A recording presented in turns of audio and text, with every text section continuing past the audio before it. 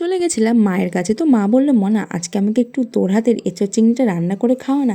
আমি বললাম, "অবশ্যই, আজকে আমি তোমাকে সুন্দর করে এঁচোড় চিংড়িটা রান্না করে খাওয়াবো।"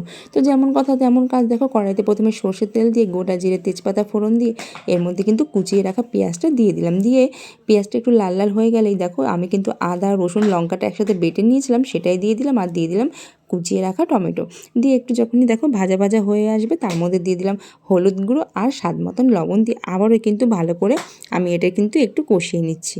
আর একটু জলও দিয়েছিলাম, তাহলে কিন্তু কষানোটা বন্ধুরা ভালো হবে, পুড়ে যাবে না। তো দেখো ভালো করে কষিয়ে নেওয়ার পরে দেখো এদিকে কিন্তু চিংড়ি মাছটা আমি ভেজে নিয়েছিলাম, আর নিয়েছিলাম সাথে একটু চিকেন কিমা। তো চিকেন কিমাটা বাড়িতে ছিল, তো ভাবলাম এর মধ্যে দিয়ে দেওয়া যাক, তাহলে কিন্তু টেস্টটা আরও ভালো আসবে। তো চিকেন কিমা চিংড়ি মাছটা দিয়ে আবারও কিন্তু ভালো করে কষিয়ে নিচ্ছি। আর হ্যাঁ, আমি কিন্তু এর মধ্যে একটু চিনিও দিয়েছিলাম, তো সেটা কিন্তু আমি দেখাতে একদমই ভুলে গেছি।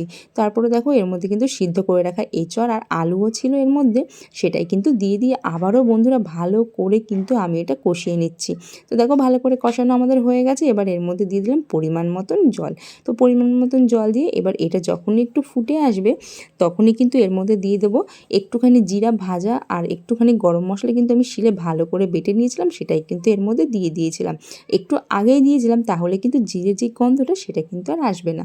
তো দেখো সুন্দর করে ফুটে গেছে। আর এই রেড কাউ ঘিটা একটুখানি এর মধ্যে দিয়েছিলাম, তাহলে টেস্টটা কিন্তু আরও ভালো আসে। তো ঘিটা দিয়ে দেওয়ার পরে দেখো ঝোল এরকম মাখো মাখো হয়ে এসে তখনই কিন্তু আমাদের এঁচড় একদম রেডি হয়ে গেছে। এটা খেতে বন্ধুরা দারুণ হয়েছিল।